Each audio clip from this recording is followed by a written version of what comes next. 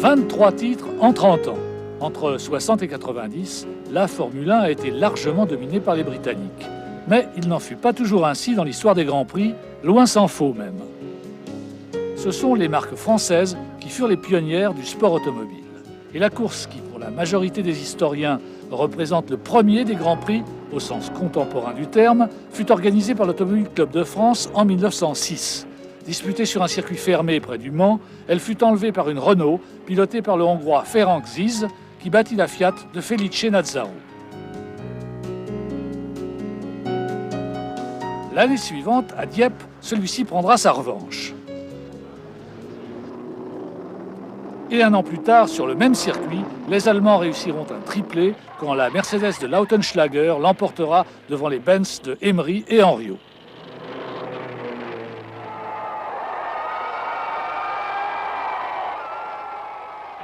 Le décor était planté et durant plus d'un demi-siècle, Français, Italiens et Allemands vont se disputer la suprématie.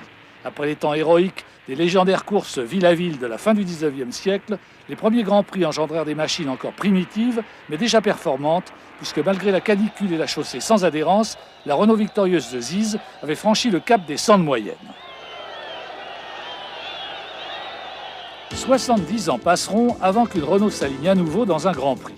Un retour aux sources qui s'effectua le 16 juillet 1977 à Silverstone, à l'occasion du Grand Prix de Grande-Bretagne, tout un symbole. Mais un retour qui fut laborieux, pour ne pas dire plus, au point qu'il suscita d'abord plus de sarcasme que d'intérêt. Pourtant, la Renault FRS 01 innove avec son moteur V6 de 1,5 litre suralimenté par turbo. À cette époque, en effet, toutes les Formule 1 sont animées par des moteurs à alimentation atmosphérique de 3 litres, soit une cylindrée double de celle du petit Renault Turbo, comme le stipule alors le règlement. Selon les motoristes les plus éminents de l'époque, ce handicap est trop lourd. Et les échecs répétés, parfois humiliants, qui vont ponctuer les 2 premières saisons, donnent d'abord raison aux railleurs. Traditionnellement, les turbocompresseurs équipent les camions, les bateaux, les tracteurs, les engins de chantier, mais jusqu'à présent, ils n'équipaient pas très souvent les moteurs à essence et très peu les moteurs à essence très fortement performants comme les moteurs du Mans ou de Formule 1. Donc nous sommes heurtés à des inconvénients, je dirais, technologiques uniquement liés à notre jeunesse dans cette technologie. Nous nous sommes heurtés donc à notre propre incompétence, à dessiner les pièces qui résistaient aux très fortes pressions, aux très fortes températures qui sont générées dans ce moteur. Et nos sous-traitants ont eu le même mal que nous à mettre au point les pièces qui nous fournissaient, comme les pistons, les segments, les turbos eux-mêmes, etc. Malgré les revers, Renault s'obstine. La période de mise au point du moteur 1500 a été très longue. Et bien entendu, nous sommes passés par des périodes très difficiles, disons, où nous avions conscience que nous avions la possibilité de faire quelque chose, mais où les progrès, malgré tout, étaient très lents. Et là, je dois dire que nos ingénieurs, eux, n'ont jamais perdu confiance. Et ça, c'est très important de le dire. Ils ont toujours cru que le moteur Renault Turbo allait battre les moteurs atmosphériques. Après avoir marqué ses premiers points au championnat en se classant 4e du Grand Prix des États-Unis 78, Jean-Pierre Jabouille, le pilote qui a fait débuter la Renault Turbo, va la mener à sa première victoire en remportant le Grand Prix de France à Dijon. La marque renoue ainsi avec le succès 72 ans après l'historique victoire de Ziz dans l'édition inaugurale de cette même épreuve.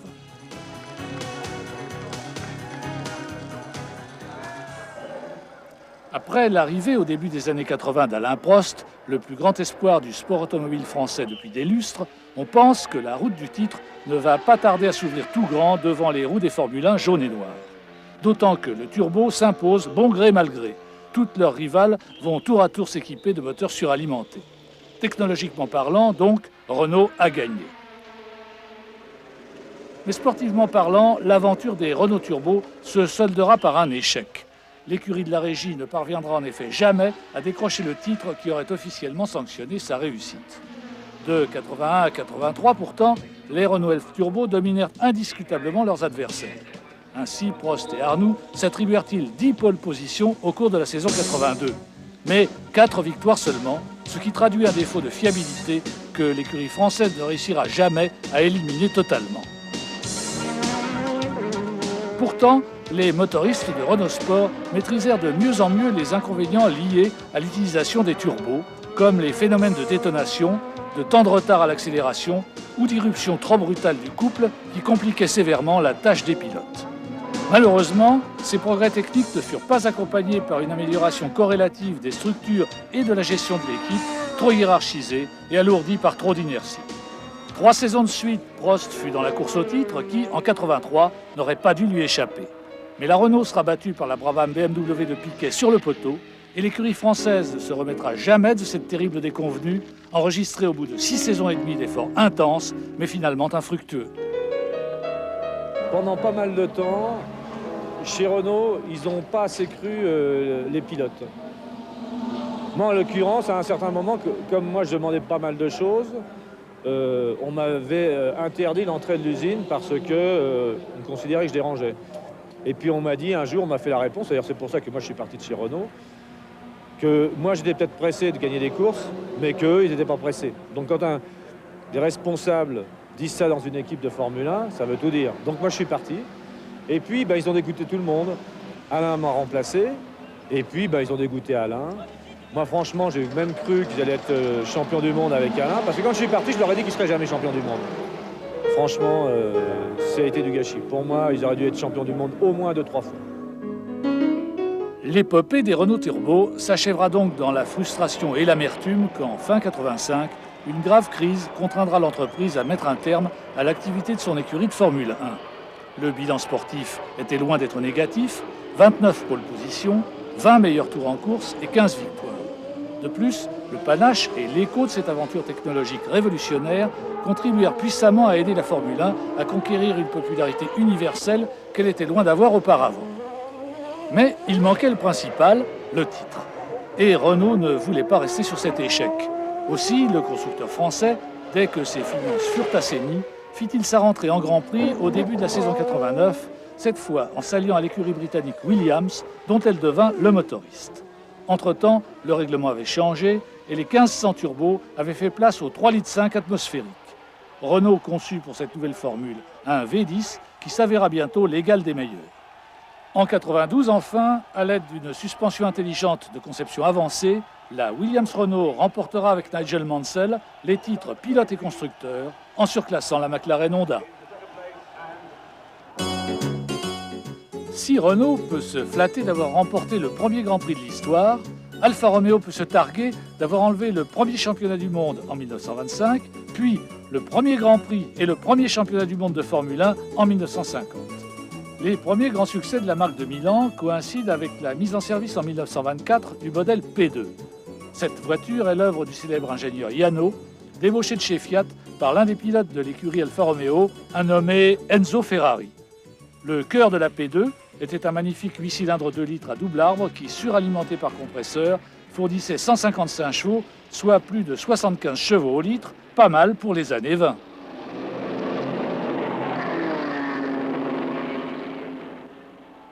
L'histoire de la P2 est liée à celle d'Antonio Ascari qui, après l'avoir fait débuter victorieusement dès sa première course à Crémone, remportera à son volant le Grand Prix de France à Lyon, puis le Grand Prix d'Italie qui s'achève sur un triomphal triplé des Alfa Romeo. Malheureusement, Ascari trouvera la mort au volant de sa P2 l'année suivante, alors qu'il était au commandement du Grand Prix de France. Cette Alfa Romeo P2, elle a couru aussi en 1925, où elle a gagné le premier championnat du monde de l'histoire. C'est un peu un drôle de championnat du monde, c'est un championnat du monde par marque.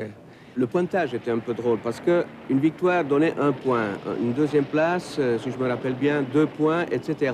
Et une voiture qui ne participait pas à la course, elle promenait automatiquement, je crois, 8 ou 10 points, quelque chose comme ça. Donc à la fin de l'année, c'était la marque qui avait le moins de points, qui était champion du monde. Donc Alfa Romeo gagne le premier championnat du monde. Et c'est depuis là que, autour du badge Alfa Romeo, il y a cette couronne, justement pour marquer ce championnat du monde.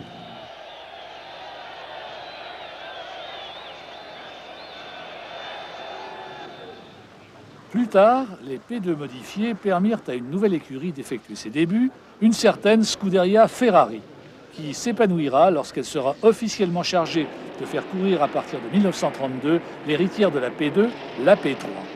Il s'agissait de la première véritable monoplace.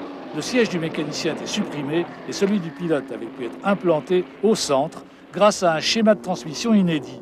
La puissance était transmise aux roues arrière par deux arbres atteignant en biais le différentiel situé en queue de boîte et formant ainsi un V inversé. Le 8 cylindres de Yano, maintenant suralimenté par deux compresseurs, fournit d'abord 215 chevaux en version 2,6 litres, puis 260 chevaux en 2,9 litres. Légère, admirablement équilibrée, la P3 s'avéra supérieure au Bugatti et au Maserati. Mais elle ne devait pas être de taille à lutter contre les Goliaths allemands mis en service par Mercedes et Auto Union à partir de 1934. Son chant du cygne permit cependant à Nouveau Larry de remporter la plus légendaire de ses victoires au Grand Prix d'Allemagne 1935. Ce Grand Prix d'Allemagne, c'est un peu la course qui a marqué la P3 parce que c'était déjà un peu une pauvre voiture, si on veut parler comme ça, une voiture qui avait déjà plusieurs années. Elle a réussi à battre les Auto Union et les Mercedes-Benz. Bon, elle ne les a pas battus directement. Ces voitures allemandes ont eu des tas de problèmes techniques, surtout des problèmes de pneus, ce qui a permis à Nouveau Larry de gagner la course.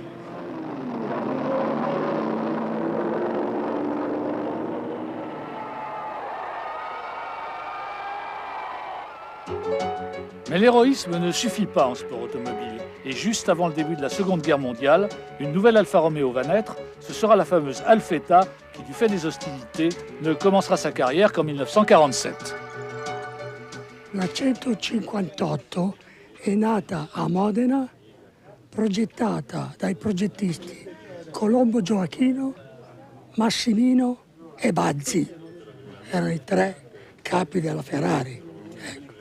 Poi nel 1938 Ferrari da Modena è passato all'Alfa Corse di Milano.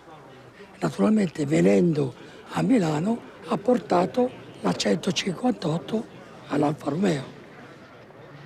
L'Alfetta va devenir l'une des voitures cultes de l'histoire des Grands Prix en s'octroyant un extraordinaire palmarès dans ses deux versions. Le type 158 d'abord, qui remporta le premier championnat du monde de Formule 1 en 1950 aux mains de Farina. Son 8 cylindres 1500 suralimenté par compresseur à double étage fournissait plus de 300 chevaux, soit un rendement supérieur à 200 chevaux au litre. Les 158 remporteront sans coup férir les 11 épreuves auxquelles elles participèrent au cours de la saison 50, dont les 6 Grands Prix comptant pour le nouveau championnat du monde. Ensuite, une nouvelle version encore plus performante sera mise en piste pour la saison 51 sous la dénomination Type 159. Cette extraordinaire machine représente un sommet dans la technologie du moteur à compresseur et si l'on veut bien se souvenir que nous sommes encore au début des années 50, comment ne pas être fasciné par ses performances? De 350, la puissance du 1508 cylindres a grimpé à 425 chevaux, soit un rendement frôlant les 300 chevaux au litre, et la vitesse maxi dépasse 300 km/h. Grâce à ces progrès, Alfa Romeo conservera le titre acquis la saison précédente avec Farina, et c'est au volant de cette fabuleuse Alfetta que Fangio scindra la première de ses 5 couronnes. Era una macchina molto nobile, è un gruppo di lavoranti che lavoravano molto forte sulle macchine e questo era lo principale. Sì. Il ricordo sono molto bello. Sì. Sono 2 anni che sono corso con loro e ho vinto il primo campionato 40 anni fa. Mais cette technologie touchait les limites de son temps et la Ferrari à moteur 4,5 litres non suralimenté va prendre le dessus. Alfa se retire fin 51. Ses retours en F1 dans les années 70-80 ne feront pas oublier la glorieuse épopée des Alfetta. Autre marque vedette des années 20-30, celle qu'Ettore Bugatti, le membre le plus éminent d'une dynastie d'artistes de grand talent, avait fondée en Alsace après avoir émigré d'Italie. Esthète de la mécanique, Ettore Bugatti conçoit ses voitures comme des œuvres d'art. Son chef-d'œuvre restera l'incomparable Type 35 qui, débutant en 1924, fut la première voiture de Grand Prix produite en quelque sorte en série. Durant environ une décennie, avec ses dérivés, près de 400 exemplaires de cette merveille seront en effet construits. Au cours de cette période, située à cheval sur les années 20 et 30, ils constituèrent d'ailleurs la base des plateaux aux mains de pilotes professionnels et amateurs. Et c'est essentiellement grâce à cette famille de voitures que Bugatti s'est constitué l'un des palmarès les plus fournis de l'histoire des Grands Prix, qu'il situe au niveau d'Alfa Romeo, Ferrari, Lotus et McLaren. La Type 35 avait fait ses débuts au Grand Prix d'Europe, disputé en 1924 à Lyon. Le règlement prescrivait une cylindrée maximale de 2 litres et un poids minimal de 650 kg. Les Bugatti firent sensation d'emblée par leur format réduit, leur légèreté, l'équilibre et la beauté de leur forme. Elles innovaient avec leurs roues en aluminium coulé, alors que les roues à rayons étaient alors universellement employées. Cette audace provoqua d'ailleurs la perte des pilotes des Type 35 du Grand Prix d'Europe, trahis par les pneus spéciaux requis par ces jantes qui n'avaient pu être éprouvées auparavant.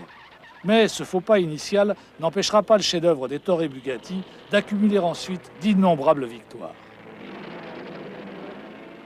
Au début, Bugatti était hostile au compresseur et le 8 cylindres en ligne de 2 litres de la Type 35 d'origine, si beau fût-il, ne devait guère développer plus d'une centaine de chevaux, alors que la plupart des voitures rivales disposaient, grâce à la suralimentation, de cavalerie notoirement plus impressionnante.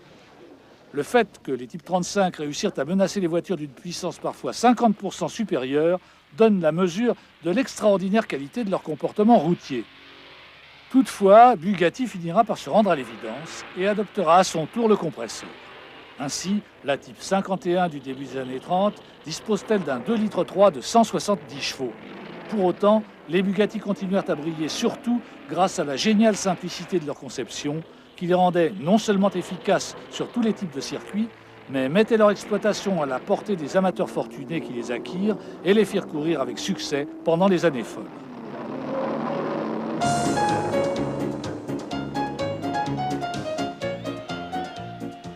Fifi étincelant et sa légendaire casquette à l'envers représentent l'archétype de ces gentlemen drivers qui se forgèrent un palmarès flatteur dans les années 30 sans pour autant disposer d'une voiture d'usine.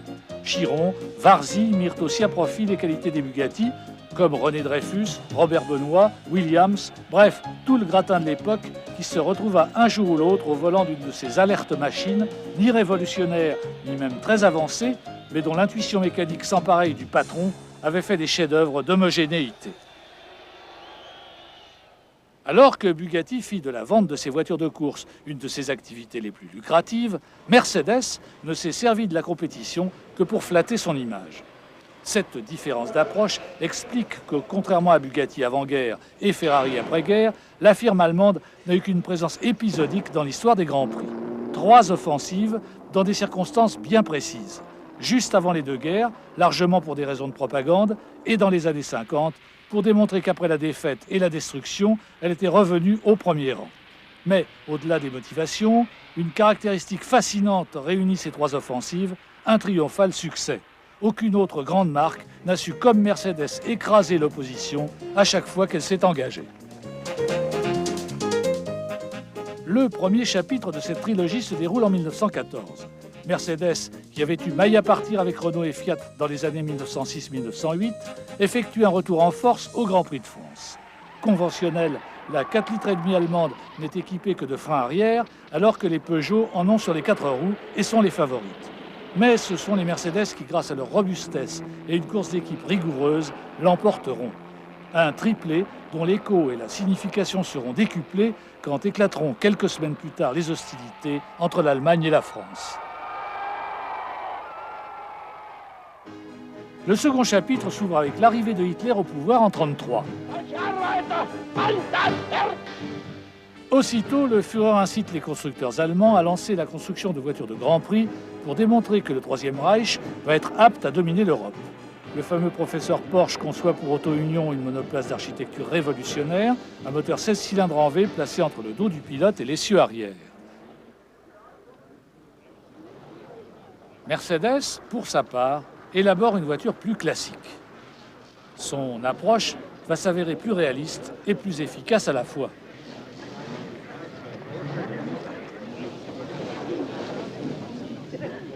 Situé à l'avant, son 8 cylindres en ligne développe 325 chevaux, soit un rendement de l'ordre de 100 chevaux au litre, le plus élevé de l'époque.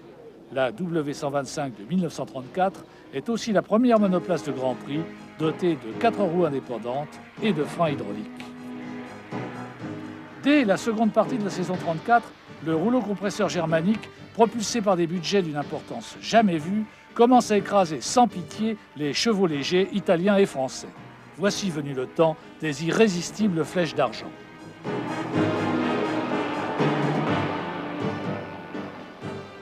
Les auto-unions, cependant, se révèlent très difficiles à conduire. Le professeur Porsche a eu raison d'implanter le moteur derrière le pilote, mais trop tôt. Et il faudra encore attendre un quart de siècle pour que Cooper fasse définitivement triompher cette architecture. Emportés par leur rivalité, les deux firmes ne reculeront devant aucune dépense pour s'adjuger les récompenses promises par Hitler à la meilleure voiture allemande de Grand Prix. En 1935, les Mercedes W125 disposaient déjà de plus de 400 chevaux contre 375 à leur rival Auto Union, et elles en étaient logiquement venues à bout. L'année suivante, cependant, malgré une puissance dépassant 500 chevaux et un nouveau châssis plus bas et plus compact, elles accumulèrent les contre-performances, faute de fiabilité. Mais elles prendront une éclatante revanche en 1937, avec un moteur dont la cylindrée poussée à 5,6 litres dépassera confortablement le cap des 650 chevaux. Le cap des 300 à l'heure, lui aussi, sera franchi, du jamais vu en Grand Prix. Ce qui incitera d'ailleurs le pouvoir sportif à limiter la cylindrée à partir de la saison 38. Mercedes a décidé de faire une 3 litres 12 cylindres avec compresseur et de nouveau il y a eu un pas important dans l'histoire, c'était la première voiture à double compresseur. Donc le 3 litres donnait autour de 400 chevaux à l'époque et je pense déjà on tournait entre 8500 et 9000 tours. Elle consommait, une voiture comme ça, une trentaine de litres d'huile par Grand Prix. Et la consommation de l'essence, qui était une essence très très spéciale, dépassait de loin les 100 litres par 100 km de course. Ce sera finalement la guerre qui mettra un terme à la chevauchée fantastique des Mercedes à compresseur qui, avec les auto-unions rivales, auront écrit dans la seconde partie des années 30 l'un des chapitres les plus marquants de toute l'histoire de la course. Après que ces formidables machines de course eussent conquis les circuits, le Troisième Reich n'allait plus tarder à lancer ses non moins redoutables engins de guerre à l'assaut de l'Europe. La grandiose épopée des flèches d'argent, même si elle réduisit les Grands Prix à une opération de propagande nazie, n'en constitua pas moins un âge d'or du sport automobile.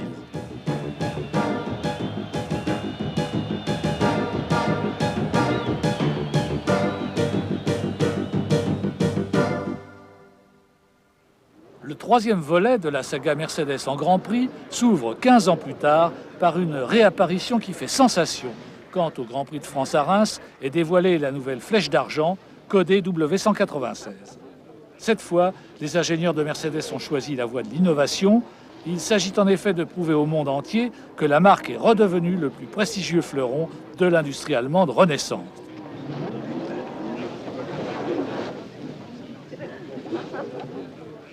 Io credo che questa macchina era una macchina di avanzata. È nato dopo la guerra, motore desmodronico, non aveva nessun costinetto di metallo in nessuna parte, vuol dire che non si poteva rompere. E questo è molto importante per un pilota che sa che la macchina non si rompe. Solamente io pensare alla sua persona e portarla in fondo. Sì, sì. Carrosserie carénée pour les circuits rapides, moteur à injection directe, une première, et distribution desmodromique, une rareté, Mercedes utilisa les grands moyens et s'assura de surcroît le concours de Jean-Manuel Fangio et Stirling Moss, les deux meilleurs pilotes de l'époque. Du coup, il n'y aura pas de match. Les voitures allemandes vont enlever 10 des 12 Grands Prix qu'elles disputeront au cours des saisons 54-55. Mais la plus grande force de cette équipe Mercedes, toujours menée d'une main de fer par le fameux Neubauer, résida dans un investissement qui n'avait aucune commune mesure avec ceux de ses concurrents artisans. Pour parvenir à coup sûr à ses fins, Mercedes utilisa le rouleau compresseur pour écraser des moustiques. Malheureusement, en juin 1955, une Mercedes d'endurance tua près de 100 spectateurs au Mans et à la fin de la saison, la firme à l'étoile mit un terme à ses activités sportives.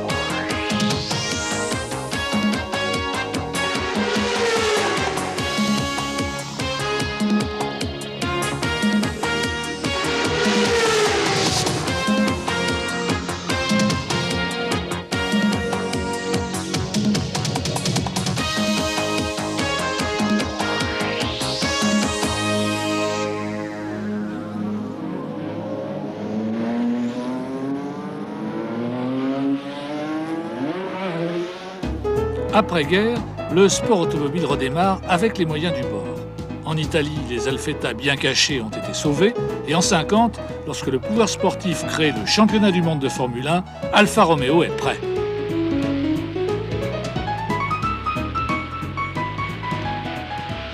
Le 8 cylindres 1500 suralimenté par compresseur à double étage fournit maintenant 370 chevaux au lieu de 195 avant-guerre et il dépassera bientôt 400 chevaux.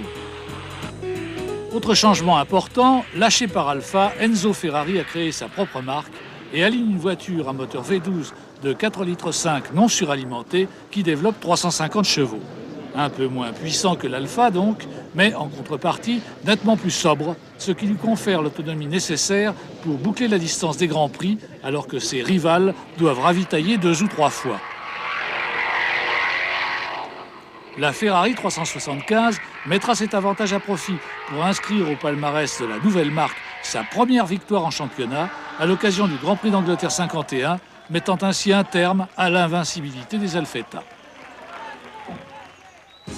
Encore battus en Allemagne et en Italie, les Alfetta sont à bout de souffle. Et à l'issue de la saison 51, Alfa Romeo va décider de se retirer sur les lauriers de son 2e titre plutôt que de risquer d'accomplir une saison de trop.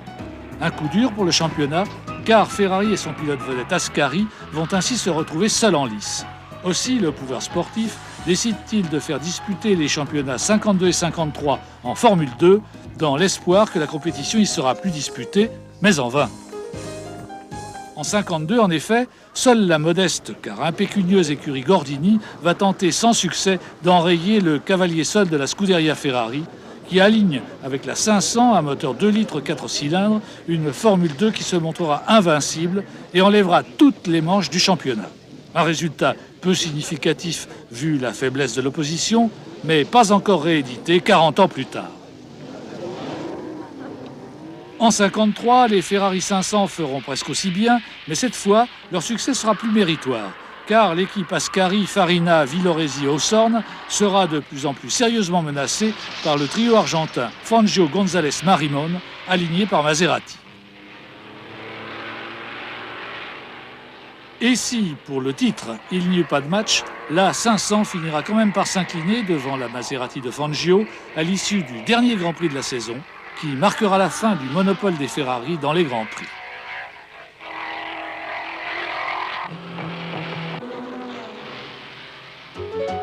Au cours des saisons suivantes, en effet, après avoir subi l'écrasante domination de Mercedes en 54-55, Ferrari devra faire face à la concurrence de plus en plus sévère de la part de Maserati et Van Wall en particulier.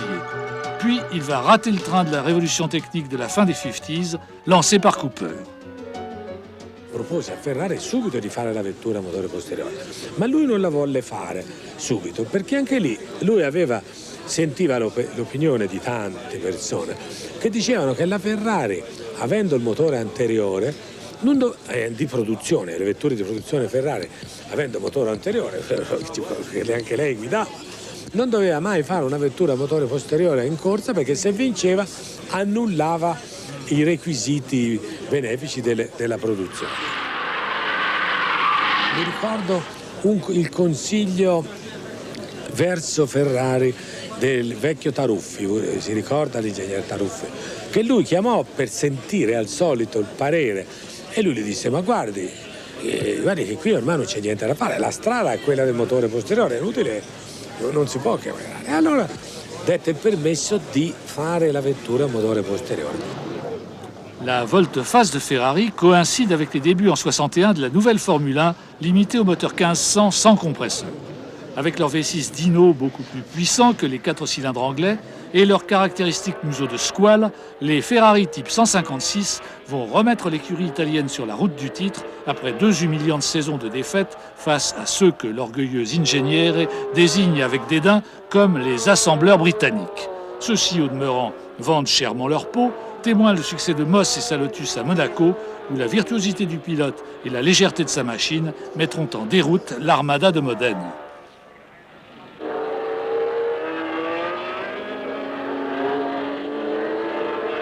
La puissance de la 156 permettra quand même à Philil de ceindre la couronne, mais ce succès sera sans lendemain pour Ferrari, qui ne retrouvera une voiture dominatrice qu'au début des années 70 avec la magnifique 312B.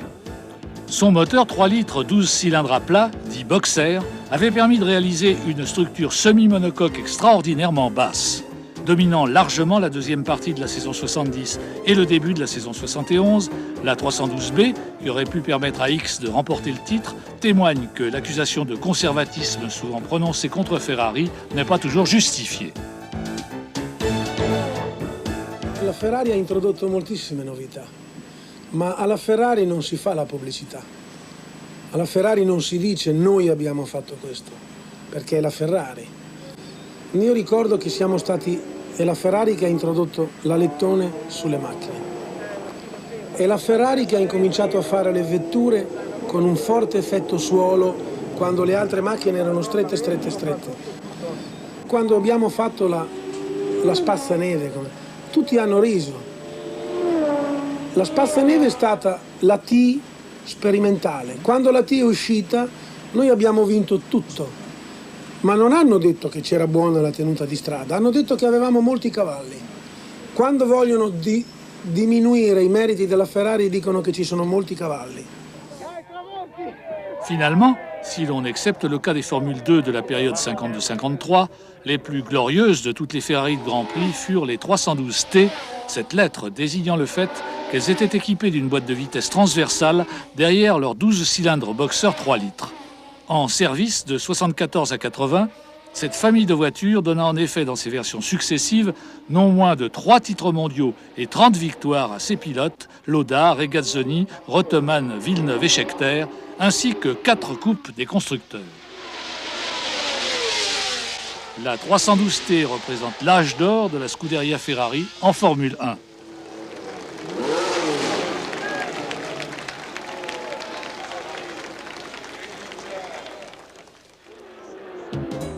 Mais l'histoire des Grands Prix est faite d'une succession de cycles. Et à la fin des années 50, Ferrari, le plus célèbre et le plus emblématique des constructeurs de Formule 1, s'était bel et bien fait ridiculiser par un garagiste artisan. Du nom de John Cooper, celui-ci avait commencé sa carrière en fabriquant des mini-monoplaces dans un modeste atelier de la banlieue de Londres. Propulsés par un monocylindre JAP, ces Racers 500 cm3 se caractérisaient par le fait que leur moteur était installé dans le dos du pilote, par l'extrême légèreté de leur structure tubulaire et par leur prix peu élevé qui allait permettre aux espoirs britanniques de tirer profit de la première formule de promotion de pilotage en monoplace dans l'histoire du sport automobile. Ainsi fut créée une pépinière de champions et de techniciens qui formera la base sur laquelle s'édifiera la supériorité britannique en Formule 1 à partir des années 60. Une école dont le plus prestigieux fleuron fut Stirling Moss, directement issu de ses rangs.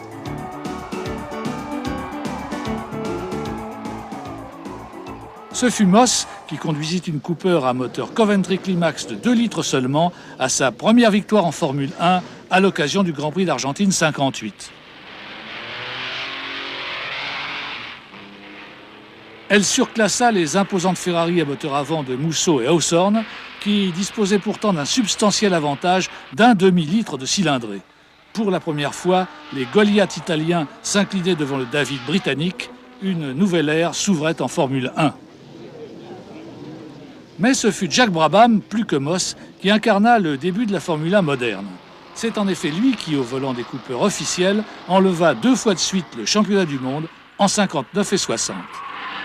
We went on to prove really that the rear engine car was going to be there to stay because it did have a lot of advantages over the front engine car. From a traction point of view, weight distribution, getting the weight over the rear axle and being able to put the power on the ground because most of the front engine cars couldn't put the power on the ground. The development of the engines, you get a lot more horsepower. If you can't put it on the ground, that's not much use to you. And rear engine car does really help put the power onto the road. À l'époque, la prévention était générale contre l'architecture à moteur central arrière, fondée sur la réputation de voitures difficiles à conduire des auto-unions d'avant-guerre. Ce mauvais comportement avait été attribué au fait que le pilote était assis devant le moteur. Or, le succès des Cooper va montrer que cette analyse était fausse. Malgré un châssis tubulaire d'une conception assez fruste et un moteur bien moins brillant que celui des rivales italiennes, elles vont mettre en évidence le fait que leur légèreté et leur agilité compensaient, et même largement sur les circuits les plus sélectifs, leur handicap de puissance.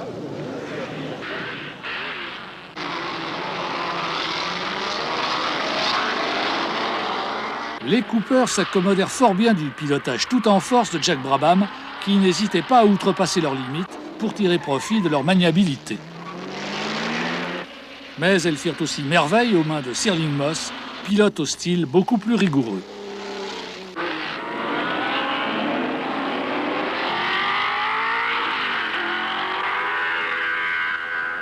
Les triomphes de Brabham dans les années 59-60 contraignirent tous les constructeurs à s'aligner les uns après les autres sur l'architecture à moteur central arrière. Mais alors que Cooper, pur autodidacte, l'avait adopté par simple intuition, Colin Chapman, le créateur de Lotus, ingénieur novateur doté d'une audace sans borne qui le pousse à flirter avec les limites et d'un génie singulier pour imaginer et promouvoir des solutions originales, va le théoriser et le perfectionner au cours des années 60-70. Après la Lotus 18, qui était une sorte de Cooper au châssis multitubulaire plus raffiné, Chapman crée, avec la Lotus 25, la première Formule 1 à châssis monocoque en tôle d'aluminium caissonné, technologie qui va être ensuite universellement adoptée par ses rivaux.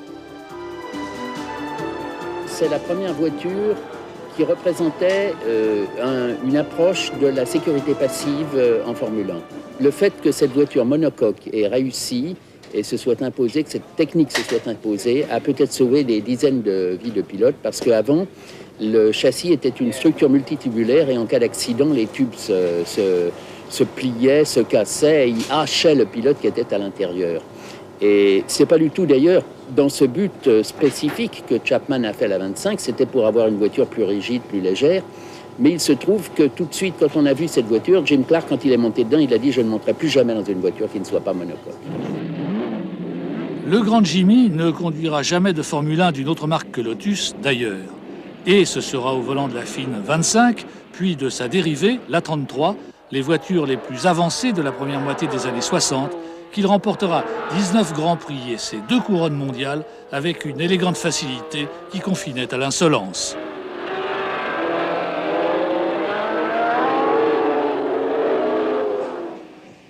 En 1967, Chapman fut le premier à disposer de l'inédit V8 Ford Cosworth, pour lequel il élabora la Lotus 49, première Formule 1 conçue avec moteur porteur. Encore une innovation qui fera école.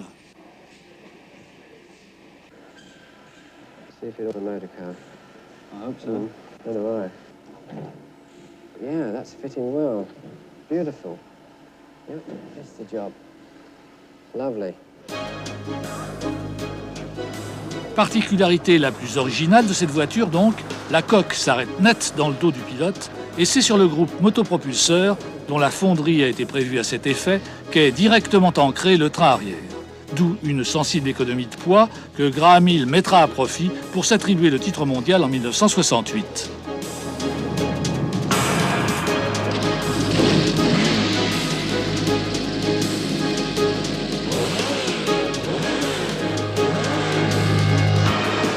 La Lotus 49 et ses dérivés, en dépit de la mort de Jim Clark, qui lui avait donné son premier succès au Grand Prix des Pays-Bas 67, remportera 12 victoires en 3 saisons aux mains de Clark, Graham Hill et Jochen Rindt.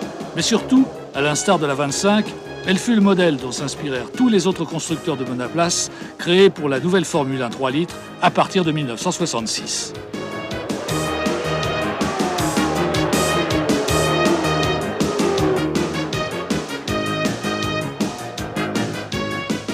C'est sur la 49 que l'on a vu apparaître les ailerons pour la première fois. La première apparition d'ailerons en Formule 1, c'est Monaco en 68, et c'est sur la voiture de Graham Hill qui d'ailleurs l'a emporté. Il y avait 2 ailerons à l'avant et il y avait un capot arrière en forme de déflecteur.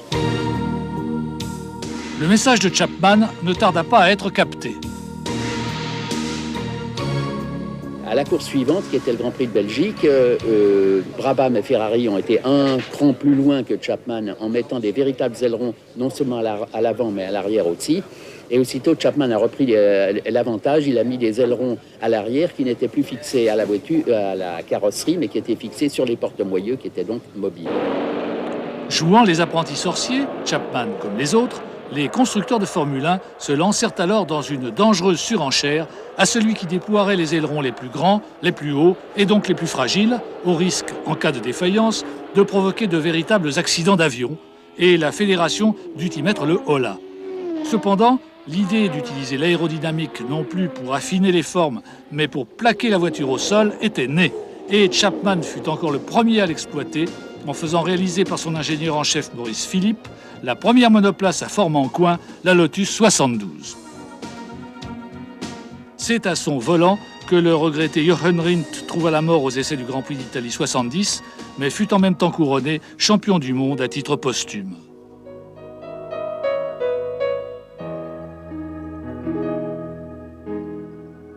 Ce sera ensuite au tour d'Emerson Fittipaldi de mettre à profit l'extraordinaire potentiel de cette machine révolutionnaire qui innovait non seulement parce que sa forme inédite créait un phénomène d'appui, mais aussi parce que le report de ses radiateurs du nez vers les flancs avait pour effet de modifier sensiblement le centrage des masses en faveur des roues motrices au profit de la traction.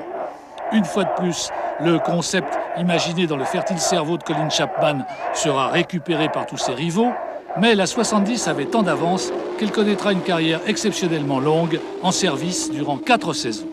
Carrière non moins exceptionnellement fructueuse d'ailleurs, puisque cette Lotus deviendra en son temps la voiture ayant remporté le plus de succès dans les annales du championnat du monde, avec 17 victoires à son palmarès aux mains de Rindt, Fittipaldi et Peterson. Et ce sera au volant d'une Lotus 72, alias JPS spécial, puisque rebaptisé du nom de son sponsor, qu'Emerson Fittipaldi scindra la première de ses 2 couronnes en 72. Mais ensuite, les choses vont se gâter. C'était une voiture qui était faite pour marcher avec des pneus conçus spécialement pour elle, compte tenu du fait qu'elle avait un poids non suspendu extrêmement faible à l'avant. Et à l'époque, Chapman était avec Firestone, qui faisait des pneus spéciaux pour la 72, et ce qui lui a permis de remporter ses succès. Et puis, Firestone s'est retiré de la compétition, Goodyear est venu, et Goodyear a fait des pneus pour tout le monde, puisqu'à l'époque, ils étaient les seuls fournisseurs de pneus. Ils ont fait des pneus standards qui ne convenaient plus du tout à cette voiture. Chapman aura encore une inspiration géniale avant de disparaître, victime d'une attaque cardiaque au début des années 80. C'est lui, en effet, qui eut le premier l'idée d'utiliser l'effet de sol sur une monoplace de Formule 1.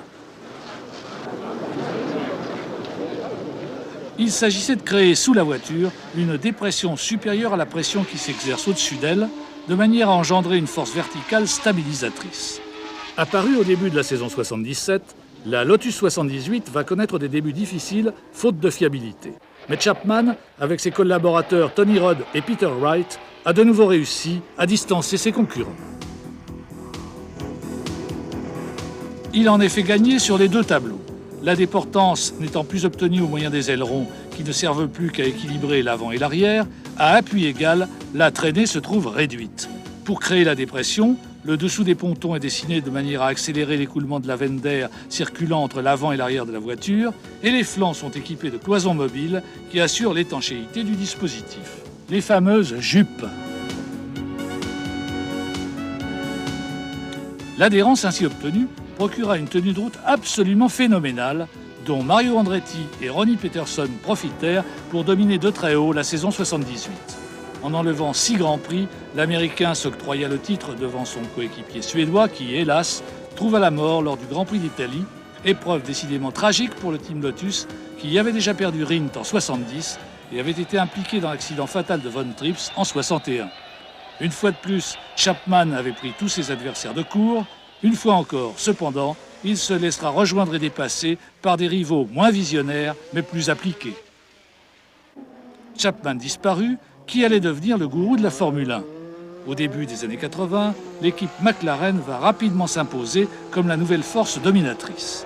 Elle avait été fondée dans les années 60 par le pilote de Grand Prix néo-zélandais Bruce McLaren, un ancien de chez Cooper qui avait décidé de voler de ses propres ailes avant de se tuer au cours d'essais privés en 1970.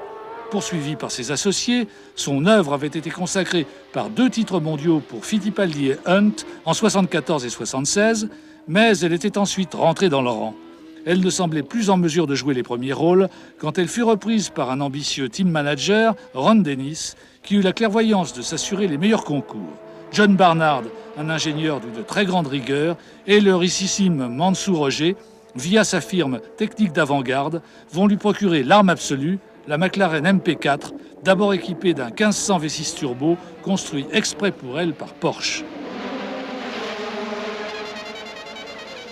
Mais l'innovation la plus importante qui fait de cette voiture un modèle d'avant-garde, c'est sa coque en composite carbone, ainsi que sa forme en bouteille de Coca-Cola, dont toutes les autres Formule 1 vont bientôt s'inspirer.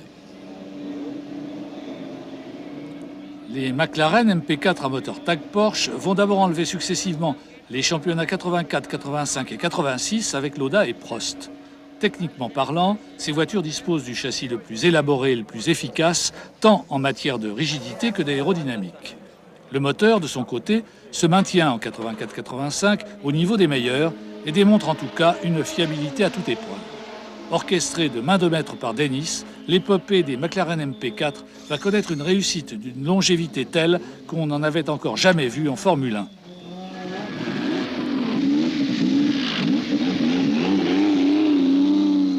Dennis a monté la barre à une hauteur encore inconnue en matière d'organisation de son écurie. Grâce à l'importance du budget qu'il a réussi à réunir, à sa motivation et à son perfectionnisme, il va imposer de nouvelles normes en ce qui concerne la qualité de la préparation des voitures, qui permettront à cette équipe de se constituer aussi une substantielle avance sur ses rivales dans le domaine de l'exploitation. Sous son impulsion, la Formule 1 va d'ailleurs se mettre à engloutir des budgets de plus en plus colossaux et le prix de la victoire va devenir absolument prohibitif. Lassé de distraire en faveur de Porsche une importante partie de ses ressources, Dennis va trouver en Honda un fournisseur de moteurs tout aussi compétent, mais financièrement beaucoup moins exigeant. We were in a customer-supplier relationship. We were the customer, they were the supplier. As in any customer-supplier relationship, we were paying, they were receiving our money, and they were making an engine to our specification.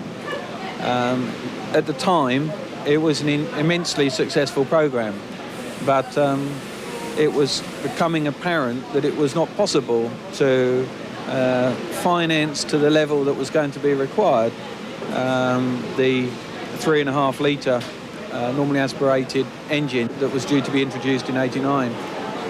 We chose to open discussions with Honda, and those discussions were based on the philosophy of our respective companies and the desire to have a real partnership.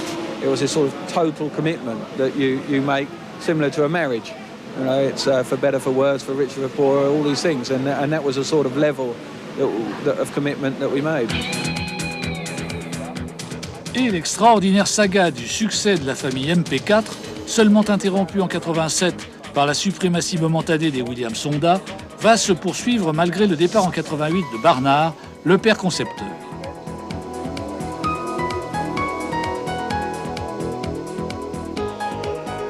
De 88 à 91, les McLaren Honda vont encore s'attribuer 4 titres consécutifs, 3 pour Senna et 1 pour Prost, du jamais vu.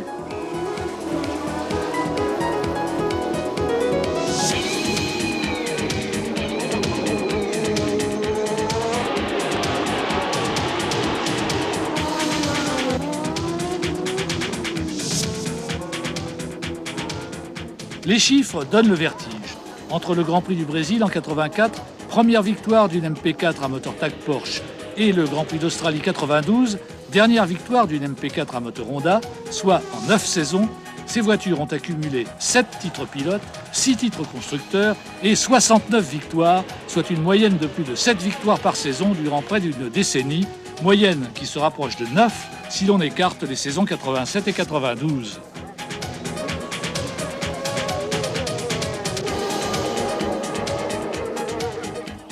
Jamais une écurie, et moins encore un type de voiture, n'avait réussi à se maintenir aussi longtemps au sommet de la Formule 1, compétition qui fut, jusqu'à l'avènement de l'équipe de Ron Dennis, toujours caractérisée par la fréquence des changements de rapport de force. Comme Chapman en matière de technique où Ferrari, en matière de persévérance, Ron Dennis, en matière d'organisation, a fait école et marqué la Formule 1 de son empreinte.